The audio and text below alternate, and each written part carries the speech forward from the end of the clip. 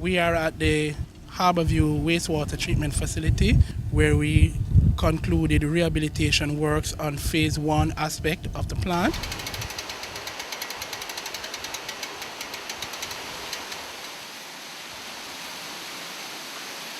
The influent enters the plant, you have basically the raw sewage, and we need to remove some of the heavier materials, and then it goes towards our submersible pumps. And from the submersible pumps, we move to our new headworks facilities. We've constructed a drain to take away the surface runoff. So we got the baskets made and to create the floor and the walls. And then between the holes in the basket, we've planted wild cane. And this will assist in when you have the surface runoff where you don't get all that silt and rubbish getting into the sea.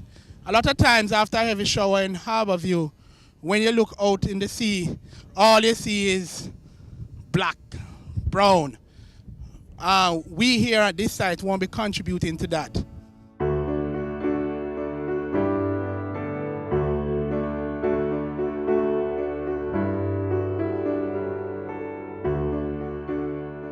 On the 6th of October 2011, Phase 1 of a new sewage plant was officially commissioned, and Harbour View, a community of about 10,000 people living at the eastern edge of Kingston, Jamaica, had a functioning sewage system for the first time in over 30 years. What we have started is the primary treatment, where we'll use the sun and the natural bacteria that occurs to break down the sewage to an acceptable standard. Ultimately, the works at Harbour View will result in tertiary treatment, and tertiary treatment is the highest that you can achieve. Our aim here is to achieve tertiary, if not better. Here is the story of how one community, one organization, one individual, and one law managed to fix the seemingly unfixable. Harbour View was originally constructed between 1960 and 1962 as a community for young professionals. One of its main attractions was that it was close to the seashore. In the beginning, the houses had septic pits which were inadequate, and so a Canadian firm was hired to build a sewage plant. They, however, did not build a plant that was appropriate for the rugged shoreline conditions. The plant quickly malfunctioned, and since the late 1970s, raw sewage has been discharged both into Kingston Harbour and into the adjacent open sea. After the outfall pipe was destroyed by Hurricane Gilbert in 1988, the sewage pooled on the land and on the beach.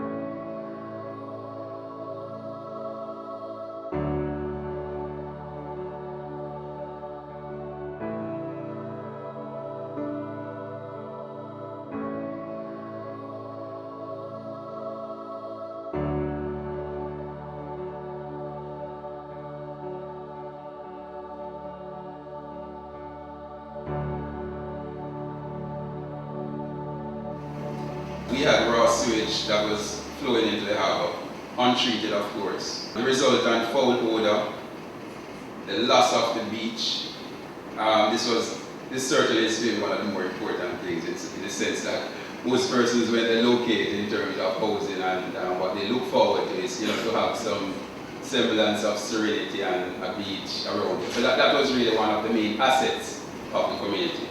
So to have that loss was, indeed, something significant. And of course, the damage to marine life. Because it was there, it then became a dumping ground. So it was not just the sewage that was flowing into the treatment plant and then spreading out everywhere. But people went there in trucks and dumped garbage, construction waste, and eventually the whole thing was just this enormous stinking mess.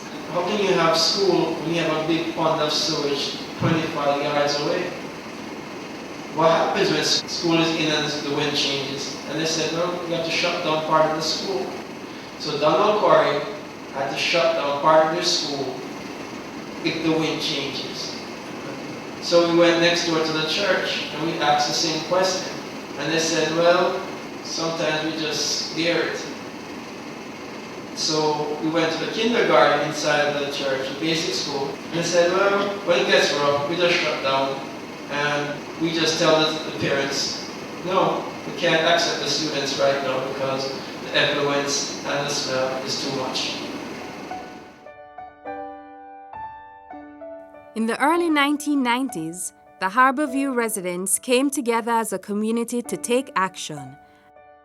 And through the Harbour View Citizens Association, repeatedly contacted all government agencies and elected officials responsible for the sewage plant, public health, and the environment.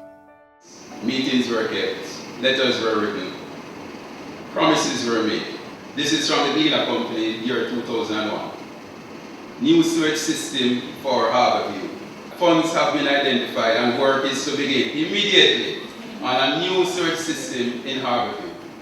Then what you find is that you started out, you did some work, and when you get this response, you basically relax. You no longer push forward. So, because you got a promise. But then when you sit back 6, 7, 8, 9 months, 1 year after, you realize nothing is happening, then you start again. The NWC now has in-house designs for a new facility.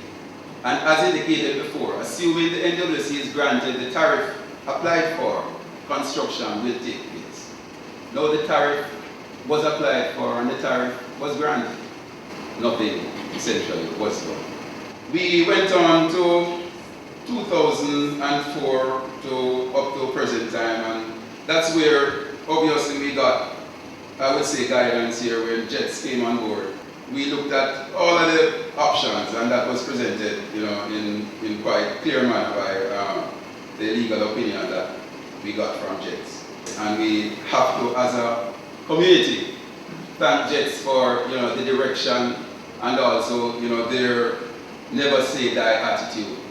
Because I believe that without that, we may still or would still be getting promises and more promises. The Jamaica Environment Trust was founded in 1991, partly in response to this long-standing environmental disaster. In 2004, JET chose Harbour View as a first community to receive free legal advice under its new law and advocacy program. So for 20 years we've been working on this sewage treatment plant, working with the community, doing workshops, talking to them about their rights, writing to the decision makers, trying to get this sewage plant fixed. Despite numerous promises, the plant was not fixed. Would a lawsuit be the solution? Who would stand with JET to hold the Jamaican government accountable? I grew up in Harbour View, went to St. Benedict's, skipped school a lot to go catch crabs and so forth. And right around 86, we migrated. Came back home 4 years now, and the community was changed. And I took my nephew every Sunday to the beach, but we don't normally drive to the beach. We normally just walk to the beach, so we'd walk from my house, from Harbour to Bull Bay along the beach. And one day he said to me, Uncle Dave, look at the ponds, look at the birds. I'm like, no, Kyle, that's not ponds, that's you know what. And he said, no, look at the water. I said, no, smell. And he said, oh. So the first thing I did was call Water Commission. And Water Commission, customer service representative and public relations person told me, basically, that's not in your backyard, it's legal. Big people business alone because we take sewage away from your house. So I said, but it still ends up right where I don't walk. Writing letters, making phone calls, Carol took the same steps his neighbors had tried for over 20 years. Concluding that only legal action would get results, he went looking for a partner and stumbled upon the Jamaica Environment Trust. When we came in, Diana looked at us and said, "Are you guys serious?" And I said, "Well, we're serious as they. We're tired and thirsty too." So she said, well, she went into her office and came out with a pile, 2 foot or 3 feet high. She said, "This is the documentation." So we set up a meeting with the association, and they said, well, they needed someone to sign. And crazy me, nothing to do. I said, "I'll do it." With Carol Lawton as a representative claimant, Jet was able to file an application for judicial review asking the court to compel the Jamaican agencies to fix the Harbour View sewage treatment plant. In order to build a compelling legal case, Jet needed facts previously withheld by the government. Fortunately, in 2002, Jamaica had passed the Access to Information Act, and Jet was able to uncover damning proof of decades of inertia and negligence. About 3 weeks before the court date, we received a phone call from the Water Commission that they wanted to settle out of court, so they wanted to negotiate with us. We eventually went to court to have a consent order developed by the court, and we went through and agreed all the various parts of that order, which require broadly that the plant has to be fixed within a time frame.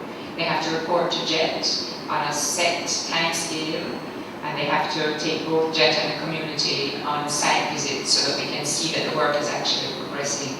And the order also said that the National Environment Planning Agency, Natural Resources Conservation Authority, and the National Water Commission reached their statutory duties. So the Water Commission had a statutory duty to, treat the sewage properly, and the 2 government regulatory agencies also had a statutory duty to ensure that was happening. So it was an entirely successful result. I think our journey here has been characterized by the delinquency of government institutions. It has been characterized by non-accountability and therefore no responsibility.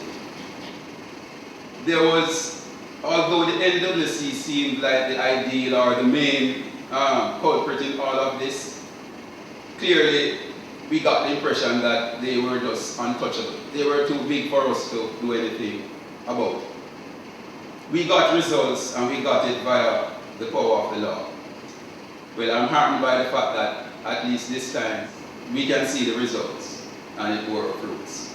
And also I have to add as well that results were got and were had through a structured and focused approach guided by JETS. What I learned from this is that while government sits there and law sits there, it is the community that has to pick up and say what they represent and expect from government. If the community does not say what they want from government is going to give them a good appeasement and a pat on the back. And that is my lesson. Do what you have to do.